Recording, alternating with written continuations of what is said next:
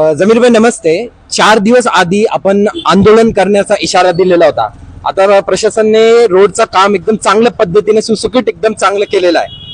काय म्हणणं आहे आपला याच्यावर? छत्रपती शिवरायांची ऐतिहासिक जन्मभूमी किल्ले शिवनेरी शिवजन्मभूमी आणि या ऐतिहासिक शिवजन्मभूमीमध्ये मागील अनेक वर्षापासून जुन्नर शहराची अतिशय वाईट परिस्थिती होती आणि निवडणुका झाल्याच्या नंतर वेगवेगळ्या घडामोडी या ठिकाणी झाल्या आणि 4 दिवस अगोदर आम्ही या ठिकाणी प्रशासनाला इशारा दिला होता आणि प्रशासनाने त्वरित त्याची दखल घेऊन माननीय मुख्याधिकारी साहेब यांनी इमिजिएट आम्हाला बोलून घेतलं आणि जुन्नर शहराची पाहणी करून त्या ठिकाणी कामाचे त्वरित आदेश दिलेले आहे।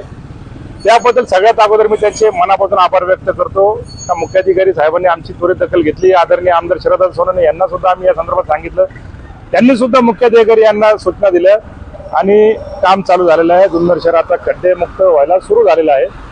खरं म्हणजे आपलं प्रशासनाशी कसं वागणं असतं, प्रशासनाशी कसं कोऑर्डिनेट करून आपण ही सगळी कामं करून घ्यायची असते, याची प्रगल्भता आणि विशेष करून वैचारिक प्रगल्भता आणि कामातली प्रगल्भता ही फार महत्वाची असते।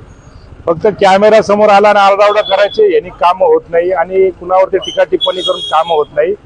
तर प्रशासनाला व्यवस्थित त्याला विश्वासात घेऊन त्याच्याशी हातात हात मिळून आपल्याला जुन्नर शहराचा विकास करायचा असतो आणि 100% मी नगरपालिकेत गेलो ना, सगळे अधिकारी माझ्याशी मनमोकळेपणाने गप्पा मारतात, चर्चा करतात, प्रेमाने उठून उठतात, चहा पाणी मागून घेतात। एक रिस्पेक्ट असतो।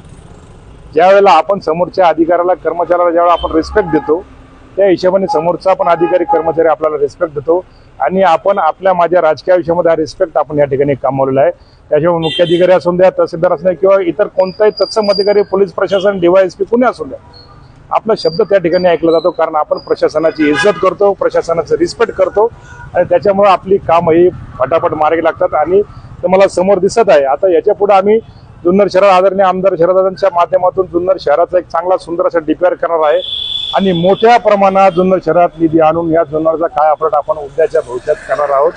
लवकरच आम्ही माननीय मुख्याधिकारी साहेब आणि बांधकामाचे जेवढे अधिकारी आहेत त्या सगळ्यांना घेऊन, सगळ्या विभाग प्रमुखांना घेऊन, सगळ्या विशेष करून आमचं प्रभाग 10, प्रभाग 4, 5 संपूर्ण जुन्नरमध्येच विशेष प्रामुख्याने 3, 4, 5, 10, 9 या प्रभागामध्ये आम्ही एक दौरा करणार आहे आणि त्या ठिकाणी सगळी कामं आपण कागदावर घेऊन उद्याच्या भविष्यामध्ये त्या ठिकाणी मोठे मोठे निधी आणून ही सगळी कामं मार्गी लावणार। त्याचसोबत जुन्नर तालुक्यात सुद्धा आण्यापासून नाण्यापर्यंत अल्पसंख्याक मुस्लिम समाजाच्या ज्या काही समस्या आहेत, ज्या काही त्यांना फंड्स लागणार आहे, सगळ्यांचे मागण्या कागदावर घेऊन उद्याच्या भविष्यात मोठ्या प्रमाणात जुन्नर तालुक्यात सुद्धा निधी आणणार आहे।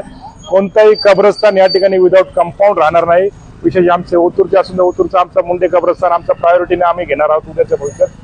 आता दादानी जवळपास 2.5-3 कोटी रुपयाचं आता कामाचं नारळ फुटलेली आहे आणि अशा पद्धतीनं विकासाची घोडदौड या येणाऱ्या निवडणुका संपल्या या झेडपी पंचायत समितीचा आम्ही चालू करणार आहोत आणि जुन्नरचा लवकरच आपल्याला सगळ्यांना बघायला भेटेल का जुन्नरचा कायापालट या ठिकाणी होणार आहे। जमीर भाई, आपला स्वीकृत नगरसेवक पदाचा प्रोसेस कुठपर्यंत आलेला आहे?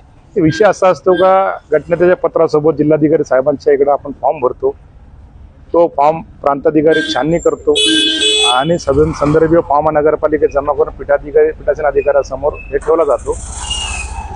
आता ही बाब ही न्यायप्रविष्ट बाब आहे, त्याच्यामुळे मला त्याच्यावर काही बोलायचं नाही। ज्या वेळेला सगळं होईल त्याबद्दल आम्ही एकदम सविस्तर यांनी कशा कशा बदमाशी केलेल्या आहेत त्याचा खुलासा आम्ही आपल्या चॅनलच्या माध्यमातून करू।